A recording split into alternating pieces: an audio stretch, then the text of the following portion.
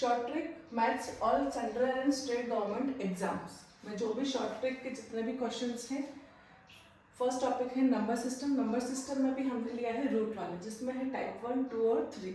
Type 1 में है root 12, root 12, root 12, root 12 का इनफाइनाइट तक। अगर ऐसा कोई क्वेश्चन आ गया और इस टाइम सेम ये भी है और सेम ये भी है, इसके बीच में है प्लस, इसके बीच में है माइनस और इसके बीच में है कुछ नहीं यानी नॉर्मल, ठीक है। अब फर्स्ट वाला जो है अगर इस टाइप का आ जाए जिसमें ना प्लस हो ना माइनस हो, तो इसका आंसर होता है जो नंबर दे रखा है सेम एज इट इज, इसका आएगा 12, ये हो जाएगा इसका आंसर। फर्स्ट है बहुत इजी। इस टाइप में अगर रूट 6, रूट 6, रूट 6 होगा और ये होना चाहिए लास्ट में इनफाइनाइट तक, ये इनफाइनाइट तक होना चाहिए, तो उसका आंसर होगा 6। ऐसे ही रूट 5, रूट 4, रूट 3। सेकंड है 12 में प्लस और माइनस, इसमें बीच में है प्लस और इसमें है माइनस। इनको हम कैसे सॉर्ट आउट करेंगे? इसमें हम सबसे पहले करेंगे जो दे रखा है नंबर 12 यानी n = 12, इसके हम करेंगे फैक्टर्स। सबसे पहले हमको ध्यान रखना है कि फैक्टर्स कैसे निकालते हैं।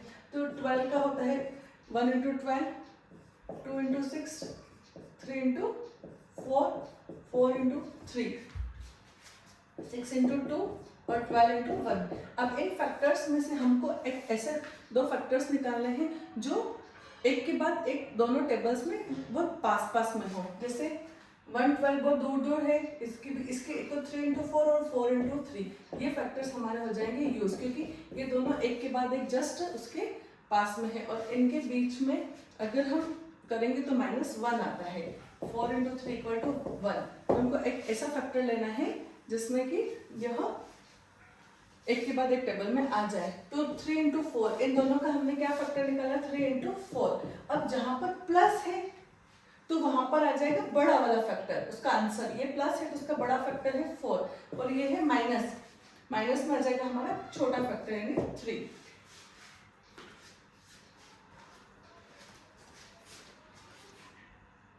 अब पिछली वीडियो में हमने पढ़ा टाइप 1 में रूट 12, 12, 12, 12। अगर इस टाइप का हो, इनफाइनाइट हो, तो इसका आंसर होगा 12, जिसमें बीच में ना प्लस हो ना माइनस। ऐसे ही सेम अगर 6, 6, 6, 6 हो, अगर ये सब रूट में हो और डैश डैश करके इनफाइनाइट हो और बीच में कोई भी प्लस या माइनस का साइन नहीं हो, तो इसका आंसर होगा 6। और अगर ऐसे ही 10 हो तो इसका आंसर होगा 10, 17 होगा 17। ये जितने भी उसके जो लिखा हुआ है नंबर्स बस वही होंगे। और इसका अगर 23 होगा तो 23, इसका 76 है तो 76, इसका आंसर 50 है तो 50। में नंबर्स के बीच में प्लस और माइनस होगा, तो अभी हमने पढ़ा, पहले हम उसके फैक्टर्स निकालेंगे। अभी हम देखते हैं 20 के फैक्टर्स। तो 20 के फैक्टर्स होते हैं 1 × 20 और 20 × 1, 2 × 10 और 10 × 2। 3 में नहीं आता है, 4 में 4 × 5 और 5 × 4, फिर एज इट इज। अब हमको वैसा लेना है जिसमें दो फैक्टर्स के बीच में अगर हम डिफरेंस करें तो उसका डिफरेंस 1 हो।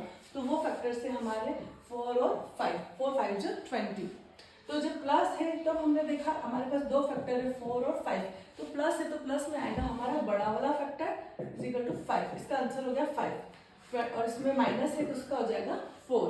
सेम ऐसे ही 30 के जब हम फैक्टर्स निकालेंगे तो हम डायरेक्ट निकालते हैं 5 6 = 30। तो 5 × 6 30, जिसमें अगर बड़ा क्या है प्लस में आएगा बड़ा, तो प्लस में है 6 और माइनस में आ जाएगा 5। सेम ऐसे ही 72 का फैक्टर्स हो जाएगा 8 9 = 72। 8 9 = 72 में से प्लस जहाँ है प्लस, ये मैंने प्लस और माइनस दोनों सेम सेम जगह लिख लिए। तो प्लस जहाँ है प्लस में आ जाएगा हमारे पास 9 और माइनस वाले में जब आ जाएगा हमारे पास 8। सेम ऐसे 56 के फैक्टर्स होते हैं 7 × 8। तो माइनस में आ जाएगा 7 और प्लस में आ जाएगा 8, 8 और 7। अभी हमने कुछ पर्टिकुलर डिजिट्स वाले टॉपिक के क्वेश्चन ही पढ़े। जैसे जो नॉर्मल था, जैसे √2, इसका तो आंसर हमको पता है कि √2 ही आएगा। लेकिन जो प्लस और माइनस में थे उसमें हमने पढ़ा जब हम उसके फैक्टर्स करेंगे तो उन फैक्टर्स का डिफरेंस उनका -1 होगा, ठीक है। फैक्टर्स का डिफरेंस 1 होगा। तब हम ऐसे ही कुछ अलग फैक्टर्स अलग नंबर्स वाले क्वेश्चंस देखते हैं। √2 + √2 + 2 √2, इसका जैसे अब इसमें क्या करेंगे हम, अब हमको इसमें एग्जैक्ट तो आंसर नहीं पता चलेगा, लेकिन जो उसका ऊपर नीचे का डिजिट से वो हम समझ जाएंगे। जैसे हम इसको फैक्टर्स करेंगे तो आ जाएगा 1 × 2, 2 × 2 डायरेक्ट हो गया ये तो, ठीक है। इसका तो हो गया 2 और 1, तो प्लस का हो गया 2 और माइनस का हो गया इसका 1। अब आएगा 13 के जब हम फैक्टर्स करेंगे तब एक तो फैक्टर्स आ जाएगा हमारे पास 3 4 = 12, ठीक है, लेकिन हमको तो 13 चाहिए।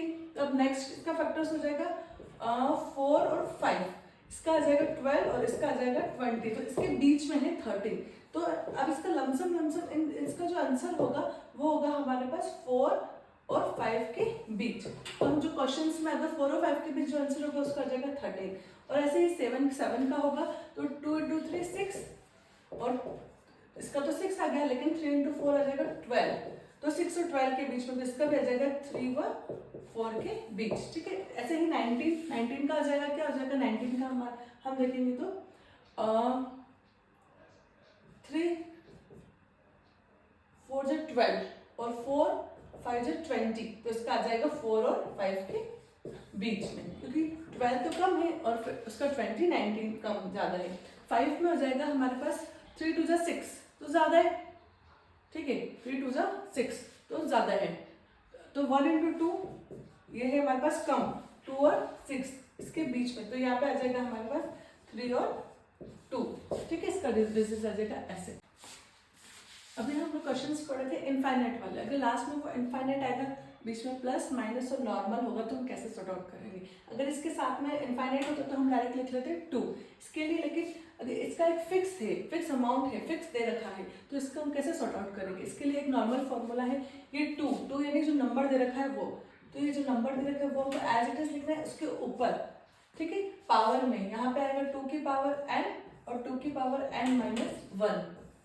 जैसे हम सॉर्ट आउट करेंगे, एक तो दे रखा है n का 2 का 2, ठीक है, और 2 की पावर n यानी कितनी बार नंबर दे रखा है, 1 2 3 और 4 बार दे रखा है, तो ये आ जाएगा 2 4 - 1।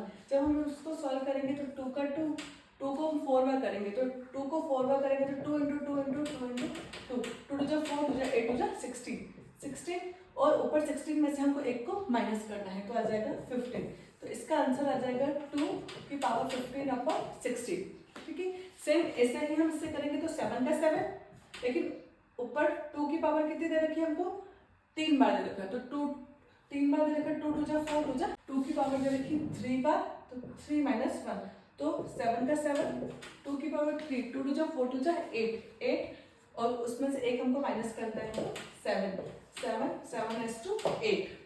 सेम ऐसे ही करेंगे हम 10 को ऐसे लिखेंगे, 2 की बार 2 × 2 4 2 8 2 16 2 32, तो नीचे आ जाएगा 32, ऊपर 32 में से एक गया 31। सेम ऐसे ही 15 का 15 एज इट इज, 2 × 2 4 और ऊपर 4 में से एक गया 3। सेम ऐसे अगर इसके लॉन्ग मेथड चाहते हो तो प्लीज कमेंट।